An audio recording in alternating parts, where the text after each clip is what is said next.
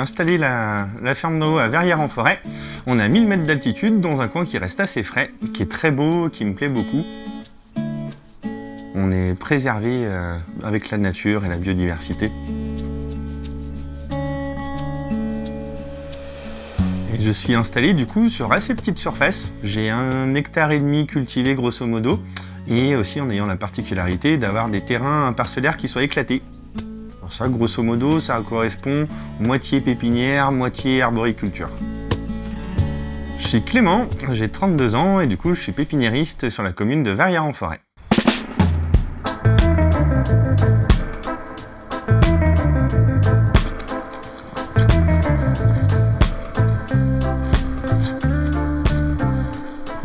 Donc là, on arrive sur le premier verger que j'ai planté en 2018, où c'est un terrain où mon grand-père faisait déjà les pommes de terre. Et ici, c'est vraiment un terrain destiné pour la production de fruits en bio, et notamment en particulier pour la pomme, sur à peu près une vingtaine de variétés de pommes différentes, en variétés anciennes et variétés nouvelles. Moi, j'ai grandi à la campagne, j'ai toujours eu un peu les mains dans la terre, et puis mes parents, mes grands-parents ont toujours eu ce côté-là aussi, donc j'ai pu voir ça assez jeune. J'ai à la base une formation d'infirmier. L'idée, c'était de me rendre utile à la société. C'est un boulot qui a été assez compliqué et dont j'ai voulu un peu me séparer, peut-être pour revenir sur le vivant, mais avec un petit peu moins de pression par rapport au social, la relation humaine. Derrière, j'ai fait pas mal de saisons agricoles. C'était vraiment aussi de la découverte pour moi, un questionnement déjà de réorientation, toujours dans ce but d'utilité. J'ai toujours essayé de choisir des exploitations bio. Et suite à ces saisons-là, ça m'a vraiment bien plu. Et je me suis mis en tête que j'allais peut-être essayer de tenter un projet d'installation agricole. D'autant plus que j'ai pu bénéficier aussi de quelques terrains familiaux, j'avais cette possibilité-là. Donc derrière, j'ai fait le choix de faire un BPREA spécialisé en arboriculture biologique à Bourg-les-Valences, qui était vraiment très ciblé par rapport à mon projet et qui m'a permis d'avoir des billes aussi autres que les compétences techniques, mais des compétences de compta, juridique, statut, qui étaient vraiment pertinentes pour monter ce projet derrière.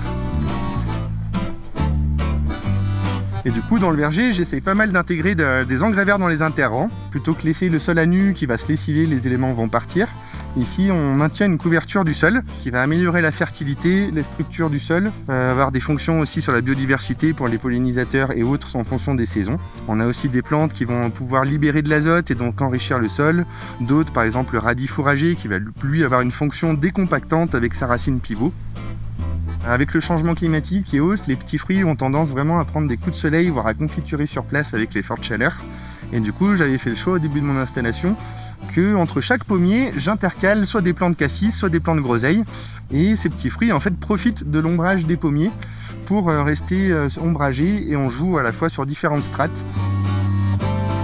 Donc c'est vrai que le thème de l'agriculture biologique, c'était un objectif de base. L'objectif étant vraiment déjà pour moi de mesurer l'impact et de réfléchir à l'impact qu'a ma ferme, mon exploitation agricole, de pouvoir proposer des produits de qualité qui soient sains pour l'alimentation des personnes et des clients, mais aussi pour les sols et pour ce qu'on va laisser derrière aux générations d'après.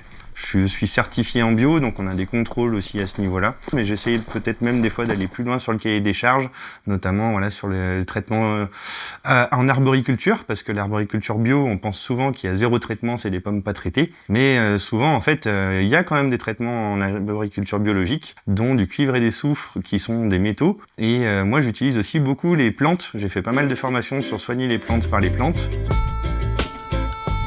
Du coup, en traitement avec la décoction de prêle pour le côté champignon, macération huileuse d'ail pour les ravageurs. Et ça fait, par exemple, sur juste ce thème-là, au niveau du cuivre, je suis à 10 fois moins la dose autorisée maximale en agriculture biologique. Et c'est vrai que sur les difficultés de cette année, on a eu la problématique de la sécheresse, où on a quand même beaucoup de pommes qui n'ont pas réussi à prendre du calibre, notamment sur des sols qui étaient un peu séchants. Donc ça a été une problématique, parce que vendre des pommes comme ça, c'est quand même plus compliqué. Et une autre des problématiques, c'est qu'on a eu du sec, mais malheureusement la nature est vraiment bizarre. On a eu énormément de pluie après sur le début septembre. Les pommes ont été tellement en stress, il y a eu tellement d'eau d'un coup qu'elles se sont mises à éclater. Donc c'est vrai que ça représente peut-être 25 à 30% de déclassés qui sont dus à un excès d'eau suite à la sécheresse. Sur la ferme, il y a plusieurs activités. Au début de l'installation, je suis un peu parti dans tous les sens pour essayer vraiment d'essayer des ateliers, voir si ça me plaisait, voir si ça marchait dans le coin aussi. Donc il y a eu tout un temps un peu de réflexion à ce niveau-là. Pour arriver aujourd'hui voilà, sur 2 ateliers principaux. On va dire que l'atelier annexe et qui reste vraiment ma passion et ce qui m'anime, c'est vraiment la production de fruits, l'arboriculture. Donc sur ça, voilà, c'est un petit atelier parce qu'on est quand même risqué à 1000 mètres d'altitude, il y a le gel et puis l'arboriculture, c'est quand même aussi des fois émotionnellement parlant assez violent parce que 1 heure de gel ou 10 minutes de grêle peuvent réduire à néant une production.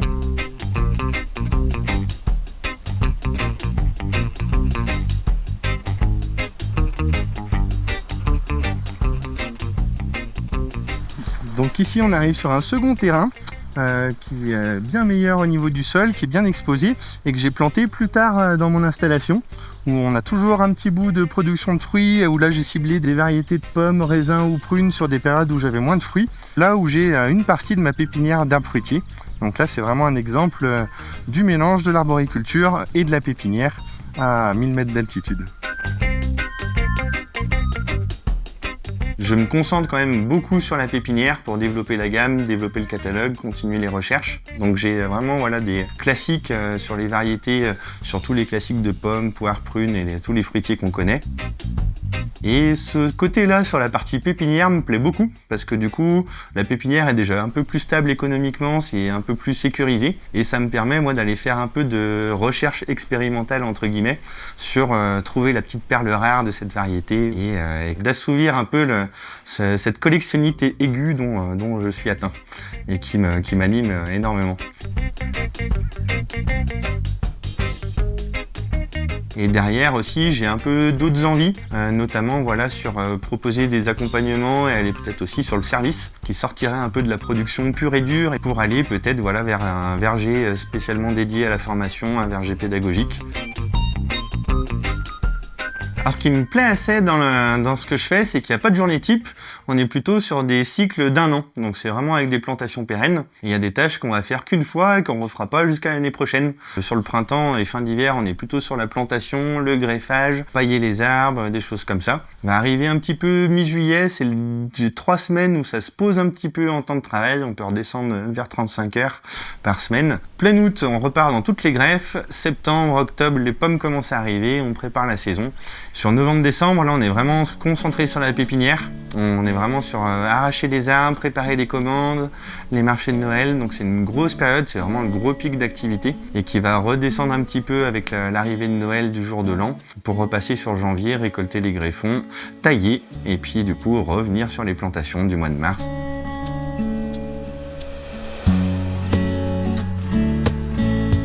Et derrière tout ça, ce qui m'anime et ce qui me donne envie de continuer, c'est d'une part, moi, dans mon travail, en étant un grand gourmand, il y a des moments dans la saison où que j'aille, je peux manger. J'ai des plans verts à droite, à gauche, je peux goûter tel fruit, tester la petite rareté qui est là et puis pouvoir la conseiller derrière au niveau des gens. Il y a d'autres choses aussi au niveau de l'utilité. C'est vrai que du coup, voilà, quand les clients repartent et nous remercient ou nous font comprendre que voilà, les efforts qu'on fait d'un point de vue biodiversité, gérer notre impact, ça les touche aussi. Et on en revient un peu aussi à des consommateurs. Et derrière, et ben, bien sûr, toutes les étoiles dans les yeux quand les gens goûtent un fruit ou autre et me font des retours dessus ou que je leur fasse découvrir des choses, variétés peu connues. Donc le message que j'aimerais aussi bien transmettre, c'est de faire quelque chose qui nous donne du sens. C'est comme ça qu'on avance aussi, c'est comme ça qu'on s'épanouit. Écoutez pas forcément ce qu'on va vous dire de « tu vas pas y arriver », machin truc. Si forcément on vous dit ça, croyez en vous, faut pas lâcher l'affaire. La formation, ça reste quand même aussi important.